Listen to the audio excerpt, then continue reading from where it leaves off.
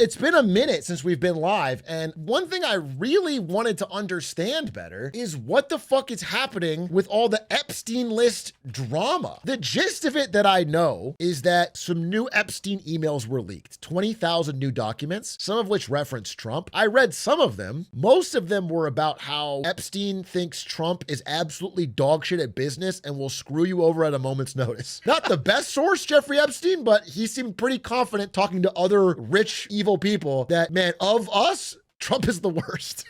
There is also an email between Jeffrey Epstein and his brother Mark Epstein, where Mark Epstein says that Trump blew Bubba, aka Bill Clinton. I think it's obviously a joke in the emails, and I don't think it's super real, but it does make the longing looks between Trump and Biden during the election a lot funnier. Now, I do want to watch what CoffeeZilla had to say, because I'm sure he did a deeper dive. It's a complicated picture involving a lot of powerful people. It starts with the Democrats releasing 3 emails from the Jeffrey Epstein estate. One says that the dog that hasn't barked is Trump. A victim spent hours at my house with him. Another says the victim, Mar-a-Lago, Trump says he asked me to resign. Never a member ever, Jeffrey Epstein. Of course, he knew about the girls, as he asked Ghislaine Maxwell to stop. And then the third email is from Michael Wolff talking about Jeffrey Epstein's association. Hang him in a way that potentially generates a positive benefit for you, or if it looks like he really could win, you could save him generating a debt. Basically implying the idea that Epstein would have some kind of compromising information on Trump. But that was just the start of it, because then after that, the GOP came out swinging and they said Democrats whine about releasing the files, but they only cherry pick when they have them to generate clickbait. You deserve... I do think it's funny to imply that you're cherry picking the good email or the bad emails between Trump and Epstein. You shouldn't have any. It's like you're not even looking at the emails where Epstein said nice things about Trump. For most people, you cannot cherry pick Epstein emails. And then they released over 20,000 files. Some of it had to do with Trump, some of it didn't. Importantly, 2 of the emails that were in there were some of the ones that the Democrats released, except they were unredacted in the GOP copy. And these lack of redactions are obviously very intentional. So we see first, I want you to realize the dog that hasn't barked is Trump. And then it says, Virginia spent hours at my house with him. Now that name is really important because it's Virginia Giuffre. She was the Prince Andrew accuser, but importantly, she did not accuse Trump, rather saying that he couldn't have been friendlier. This obviously is one of the main reasons the GOP appears to have released this, because in part, they're implying that, hey, if you release this redacted, people are going to speculate who this victim was, thinking that there was something that happened, but actually the person that's in there didn't accuse Trump of something illegal. And so this is sort of the implication here with the Democrats saying, well, you're unredacting a victim's name. So that's been the battle there. Specifically, the second email, by the way, just further confirms it. It says blank worked at Mar-a-Lago. She was one of the ones that accused Prince Andrew. In the Democrat copy, all of that was redacted because, of course, it gives away the fact that we are talking about, once again, Virginia Giuffre. Okay. Also, in these emails released by the Republicans, it says blank worked at Mar-a-Lago. Trump knew of it, came to my house many times. He never got a massage. That's straight from Jeffrey Epstein clearing him of a massage, which obviously is the one person you most don't want to get a massage from. So honestly, that is good for him, which is obviously why they released it. Begging the question why they didn't release it sooner. Maybe it's because they didn't want people to know that Trump knew about the girls. Now, one thing I want to talk about is the fact that Epstein is saying, hey, look, Trump publicly said that it was me that he asked to stop, but actually it was Ghislaine that he asked to stop. And my question here is, if it is Maxwell that was the one who poached Virginia Giuffre from Mar-a-Lago and then trafficked her, then why is she getting so much special treatment?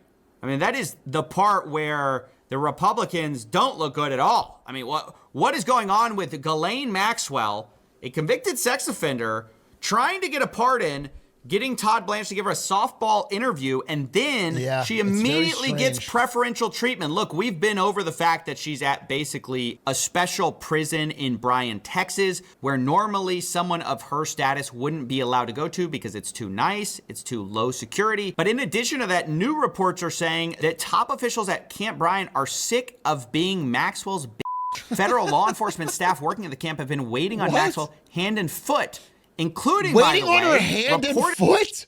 She's been given a puppy? Why the fuck is Ghislaine Maxwell getting a fucking spa treatment? Reportedly, she's been given a puppy as part of the preferential treatment she's been receiving. Overwhelmingly, Maxwell has been getting a super nice ride in all of this. This, of course, makes us all wonder, once again, what do they have on Trump? I mean, why treat her like this if she doesn't have something compromising in all of that? It just kind of begs some questions you probably don't want to ask.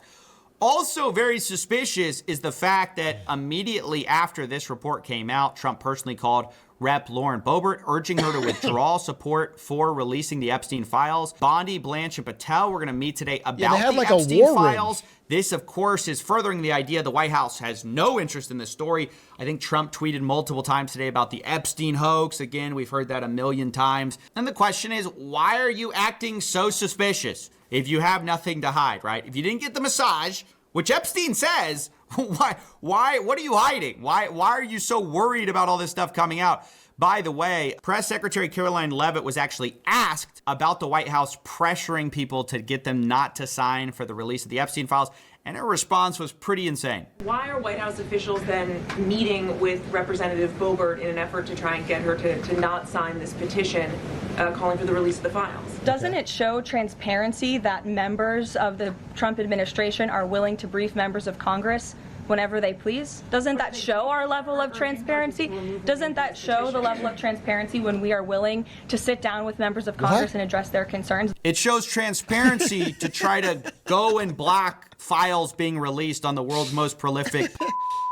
But I do think this is a little out of date, though, because Trump did flip recently and is now like, release all the files. But I think they've made some changes to make that palatable. So we'll catch up to that. In fact, we know about it. That's the transparent part. That's the kind of spin we've expected with this story all along. That's been part of what's been so frustrating about all of this. So look, I want to get back to this story because there's so many people involved here. We're just going to go through one by one. I mean, look, it's a lot more than just Trump. Wait, someone in chat said, I've been seeing TikTok fan edits of the files going crazy. What do you mean? You mean these files, like the 20,000 documents? Because the actual files aren't out yet. But if you got a link, that sounds very funny. Like one person that got kind of a weird stray in all of this was the fact that Epstein talked about Hillary doing naughties with Vince. Vince being Vince Foster, a White House counsel. There was a rumor about Clinton and Vince having some kind of affair, and then later Vince was found dead of suicide. Oh, and this is where we see Jeffrey Epstein and Michael Wolff's kind of symbiotic relationship. Michael Wolff is a journalist who has been prolific in all of this. Well, I struggle to call him a journalist, actually, because as what we'll find, he was more like a PR guy for Epstein. Yeah, I will say, from what I saw, Michael Wolff, the journalist, came off more as like the Epstein whisperer. He seemed like a guy who was like deeply, but not like in a journalist way, like a deeply buddy way with Epstein, joking with him, laughing with him, giving him advice in a way where it was. He was actually asking Epstein and using Epstein for a lot of access to information because Michael Wolff actually told Jeffrey Epstein, hey, basically, I'm interviewing him this afternoon. Anything you think I should ask? And he's talking about Trump. Epstein replies, do you want to be provocative? Michael Wolff says, job is to get the hard ones in without being ejected from the room. What's the one that pierces? Wait, go back. Trump shuttle, Hawaiian tropic contest, mortgage on Mar-a-Lago, revenue of golf courses as income. So I read some of the other ones here, or a different email. I haven't read this email, but a lot of the emails are from Jeff, just basically saying that Trump, at least at the time, lies about all his money. I think Trump actually has billions now because of the meme coin scandal he pushed as president. For example, if there's the Trump Hotel, Trump didn't actually own that. He would just lease his name to it for 2% of the revenue. But then he would list the entire revenue of the hotel as his income to pretend to be vastly richer than he was. Michael Wolff says, job is to get the hard ones in without being ejected from the room. What's the one that pierces through? Jeffrey Epstein basically says, hey, you can do this softball. That's a Hillary problem. He would smile, and then you can ask about his relationship with the electricians union and Mar-a-Lago, and out you go. Obviously hinting to the idea that he's going to get kicked out if he asks about more sensitive subjects and hang him in a way that generates a positive benefit for you. Or if it really looks like he could win, you could save him generating a debt Of course, it is possible that when asked, he'll say Jeffrey's a good guy that's gotten a raw deal and is victim of political correctness, which is to be outlawed in the Trump regime. Now, if it doesn't sound like PR, it might be sounding like blackmail to you. It's like kind of a little bit of both. Michael Wolff is basically conspiring to generate a debt for Jeffrey Epstein from Trump, who is about to become the most powerful person on the planet. So that's really bizarre because Michael Wolff has positioned himself as sort of this truth teller about Jeffrey Epstein and he's got all these tapes that he's going to release showing how close Trump and Epstein were. But it's like behind the scenes, he was actually kind of running PR for Epstein, which is sort of the worst thing you could have ever done. This is in 2016. Michael Wolff is talking to Epstein about a Patterson book, which later becomes the James Patterson Filthy Rich book. He says basically that would present some time issues if it was released too early. You would not be able to do a competing book or documentary before then. That's not to say it shouldn't be pursued. In a sense, better to know what Patterson's position is and a year from now be able to counter it. In 2016, he's playing like PR, I'm going to fix your reputation, Jeffrey Epstein. He then says that... Signing up to be the PR person for Jeffrey Epstein in 2016. That's a tough job. I believe Trump offers an ideal opportunity. It's a chance to make the story about something other than you while at the same time letting you frame your own story. Also, becoming an anti-Trump voice gives you a certain political cover, which you decidedly don't have now. And so again, we get the idea of him kind of scheming to get Epstein cover, which is so bad because now Michael Wolff is like, oh, we're the guy exposing Trump's connections to Epstein. It's like, buddy, what are your connections to Epstein? But also, that doesn't... Epstein can't get cover by exposing Trump's connections to Epstein because he's Epstein. That's not a good defense. Now, I also want to talk about the Prince Andrew Trump scandal that appears to have been brewing here, or at least is implied in the emails. You may see some people say that Epstein met Trump and Prince Andrew back in 2019, which of course would be well after Trump said they had no contact, which would be bad news for Trump. In fact, there's a few things in here which suggest that Epstein had contact with Trump. Of course, we don't know for sure. I'll just present you the evidence we do have. So this is back in 2019, June 3rd. They're talking about London real estate, about how financials are going to leave. Then Epstein says, once they are gone, the monarchy is dependable, saying Prince Andrew and Trump today, too funny. And this is actually the same day that Trump and Andrew are spotted in London, of course, meeting together. Jeffrey Epstein says, recall Prince Andrew's accuser came out of Mar-a-Lago, Virginia Giuffre. Then we have a sender that's blacked out, but I think there's strong evidence that it's Steve Bannon, by the way, just to give you some context. They say, can't believe nobody is making you the connective tissue. So the connective tissue between these two being Epstein. And then Epstein replies, F&B only. Now later, Jeffrey Epstein says, report from London. Donald now thinks he's king. Ivanka a princess. He doesn't need advisors. Bannon says, yep, London trip not good. He had a gleam in his eye. Of course, this hinting at the idea that Epstein was there. He got a report from London, if he's talking about Prince Andrew and Trump, or that's how people are coming to that conclusion at least. And then we have the thread that makes us know this is Steve Bannon, which is he gives a link where it says Steve Bannon believes Trump obstructed justice. Michael Wolff says, he says BBC crushed him. He should give it up. The book is going to be a stiff. I don't know if he senses that. Epstein replies, unfortunately, I do know his comments have encouraged some to look to you for answers. This all being about an article about Steve Bannon, obviously. And then Steve Bannon says, Burke says, I have zero to worry about. Now, if you don't know who Burke is, he's a lawyer who previously defended Steve Bannon. Epstein then replies, good but unnecessary. Should I call Michael Wolff? Bannon says, what are you going to say to him? He's a wild animal caught in a trap. Epstein says, catch his breath. Bannon says, tell him to lay off me. It's both not working and not helping. Okay. Done. Again, this is all in the context of Michael Wolff talking about Steve Bannon, and then he says, hey, tell him to back off. This is furthering the idea that Epstein, Bannon, Michael Wolff, they all had a close relationship, which is mostly public knowledge, but we see exactly how close. Dude, it's going to be strange in the year 2036 when we're reading the fucking leaked Discord logs of whoever the fucking president is, President Barron Trump. Where Epstein sends a news article about George Nader being basically caught up in some child pornography charges. And then Bannon says, not cool. Epstein, mandatory minimum 15. Bannon says MBZ must have coughed him up. How did he get extradited? Could have stayed in UAE forever. Epstein says he was not extradited. He was duped. Bannon, WTF. Epstein, there is his bail hearing today, currently in Brooklyn. Doesn't look good, pre-trial detention. I personally found it strange that they were so concerned about the fate of someone caught up in such horrible charges. We'll also talk about the Thanksgiving message. This one got a lot of attention, which is that Epstein was going to Thanksgiving and he was asked, where are you having Thanksgiving? He says, Eva. This lady, Faith Cates, replies, he's such a snooze. Who else is down there? He replies, David Fizzle, Hansen, Trump. And once again, Trump claims that he was not in contact with Jeffrey Epstein after the early 2000s. He said, hey, I cut him off. I realized he was a bad guy. And if Epstein's having Thanksgiving with him, that's obviously a problem. Now, I don't have any public confirmation for that outside of these emails, which are basically talking about it, implying it.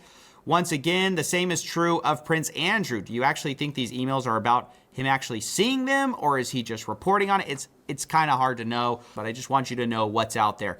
You also should know about the foreign governments that Epstein was working with. In one email, you have Jeffrey Epstein talking about advising a Russian ambassador. He says, Churkin was great. He understood Trump after our conversations. It's not complex. And Churkin was a Russian ambassador at the time until he died. Then you also have Israel. How did he die? Public reports about Israel being implicated with Epstein. How spies stayed with him at the time, died in this story? And some of them even met at Epstein's house. And then you also have some emails between Epstein and a UAE royal, a sultan. So Epstein was rubbing shoulders with the top cream of the crop of our society. I mean, I don't think that should come as a shock. We should also probably talk about Larry Summers. He was in an article, Mogul. I fucking knew Ludwig was involved. God damn it, Ludwig. Oh, shit. Someone said we let it go the first time. Epstein tells him, when we meet, I will endeavor to mesmerize you with stories of DC. So wild. And then Larry Summers said, I am trying to figure out why American elite think if you murder your baby by beating and abandonment, it must be irrelevant to your admission at Harvard, but hit on a few women 10 years ago and can't work at a network or think tank. Do not repeat this insight. Oops. Now everybody has it. So there you go. I mean, that's a high-level snapshot of what we saw in this release. Lots of people being implicated in one way or another. It sounds like a bad stand-up, dude. He's like, you can't even... Because of woke, dude, you can't even do it anymore. Just because I was involved with criminal pedophilia a few years ago. You know, some people you find out they've been playing a journalist but have been secretly running PR cover for Epstein, like well after, you kind of knew he was implicated in a lot of this stuff. Other people like Clinton are catching strays on, affairs that they were having. Trump gets a mixed bag where initially the implication that he was kind of given was revealed to be not quite correct because they're talking about Virginia Giuffre, although it still is a mystery why he's behaving so strangely regarding Ghislaine Maxwell, why he's trying extensively to block the Epstein files. I'm not going to pretend I have all the answers. Instead, I just want to break down what we do know so far. As always, we've all been just looking to get to the end of this thing so we can all move on. It's been amazing how slow they have dripped this thing. Incredibly slow. Incredibly fucking slow. This was a few days ago. I think he has an update, and I'm more excited about the update because a lot has changed in the past 24 hours. Hopefully he includes the fact that Trump has suddenly done a reverse about face and said, yeah, he wants the files released, which is a very strange pivot. So he didn't mention the email that I want to talk about, which is the one where Epstein said, I have met some very bad people in my life, none as bad as Trump, not one decent cell in his body. From Epstein, that's crazy. And then on the same day, Trump's fucking truth socialing that it's a Jeffrey Epstein hoax and it's all a deflection. And now in the past few days, he's flipped completely. Yeah, he got in a fight with Marjorie Taylor Greene and came up with, I think, his most washed statement yet. He called her Marjorie Taylor Brown because grass gets brown when it rots. He said that. You put parentheses and explain that. It was the big news everywhere, except for Fox. Taco Bell items rumored to be removed from the menu. Which honestly may be even bigger news. The source, by the way, verified Taco Bell employee on Reddit. Lightweight Congresswoman Marjorie Taylor Brown, green grass turns brown when it begins to rot, betrayed the entire Republican Party when she turned left, performed poorly on The Pathetic View, and became the rhino that we all know she always was. It's just wild because if you look at Marjorie Taylor Greene's video about what she's saying, she is like glazing Trump 99% of it. It's her saying, I have always voted MAGA. I've always been behind this movement. I have voted with Trump on almost everything, but he's being weird about the Epstein files. But let's see what the update was from CoffeeZilla. Investigation. This is brand new. We're going to go through it because previously they said we didn't have enough evidence. This all got started 2 days ago when House Democrats released 3 emails that seemed to implicate Trump. The GOP responded by releasing 20,000 emails, saying that those 3 emails were cherry-picked and misleading, specifically in relation to Virginia Giuffre, who never accused Trump of wrongdoing. However, in this huge release of emails, there was a lot. And specifically, I should note that Trump was mentioned more than anyone, but remember, it was a mixed bag. So depending on who your news sources are, you may see them focus on one side of it or the other. Some will spend tons of time talking about Jeffrey Epstein, saying he never got a massage, referring to Trump.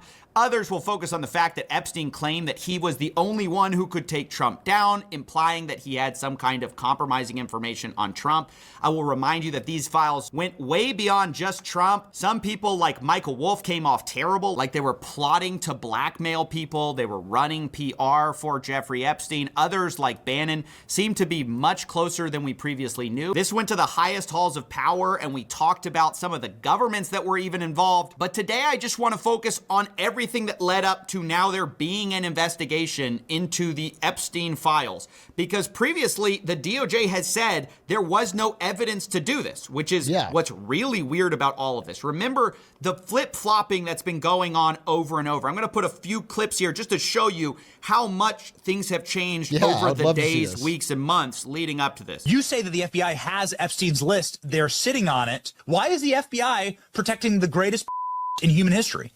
Simple, because of who's on that list. There are a lot of people who are knee-deep in the Washington swamp who are not telling you the truth. Seriously, we need to release the Epstein list. The DOJ may be releasing the list of Jeffrey Epstein's clients? Will that really happen?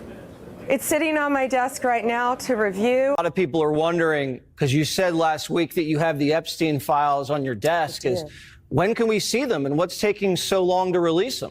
Breaking news right now, you're going to see some Epstein information being released. I'm not going to withhold information from the American public ever, but I'm also not going to rush to get it out there in a format in which they can't rely on it. Overnight, the FBI and Justice Department releasing 11 hours of footage they say helps confirm notorious financier Jeffrey Epstein died by suicide in his Manhattan jail cell in 2019. But perhaps the biggest bombshell, investigators say they found no incriminating client list of Epstein's, no credible evidence that Epstein blackmailed prominent individuals, and no evidence that could predicate an investigation against uncharged third parties. That's right. First, it was a Democrat cover-up. Then they reviewed the files. They found Trump's name in a few of them. Then they said it was a Democrat hoax. They said there's nothing to release here. Jeffrey Epstein was a soul trafficker to himself. And they released a memo basically saying there's nothing to see here. They said specifically, we did not uncover evidence that could predicate an investigation against uncharged third parties, and that it did not expose any additional third parties to allegations of illegal wrongdoing. Dude, this incredibly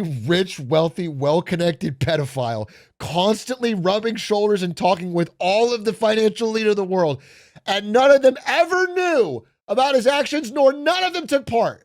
His island and his fucking trafficking was entirely for himself.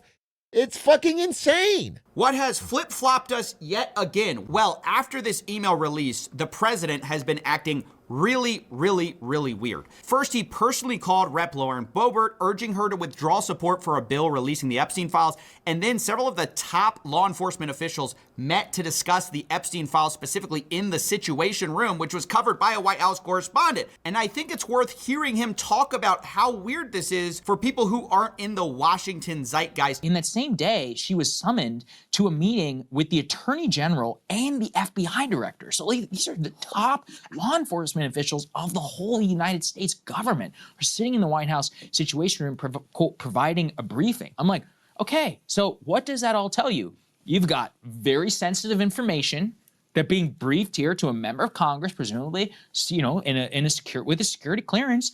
Honestly, you know, when I see something like that, I'm like, that's just flashing intel, right? So the fact that this happened in the Situation Room really was like a whoa moment for me. Right. Because I'm like, wow. So this goes to classified setting.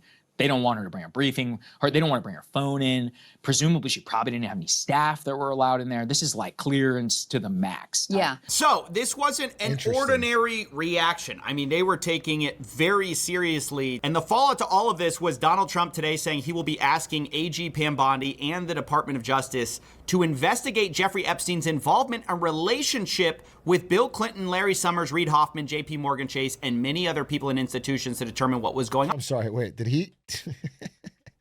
Does he think JP Morgan and Chase are two separate people? Or that JP Morgan Chase is a real person who's alive and not...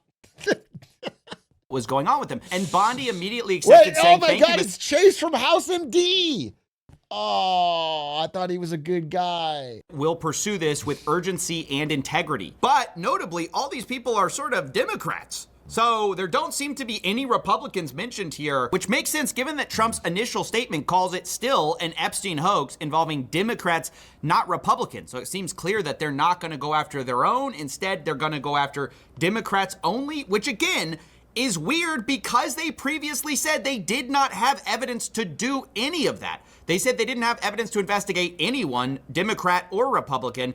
And when people didn't buy that and said, well, clearly there's something here and you guys are hiding it, they go, okay, well, we're only going to investigate one side of it, which I don't think is going to appease anyone, especially given that these emails that we just saw crossed the spectrum, once again, as we knew, and heavily involved Trump, despite the fact that some of them were good for him, some of them were bad for him. There's just no basis to just investigate one side of the political spectrum here, and especially given that previously y'all said that there was nothing, there was no evidence.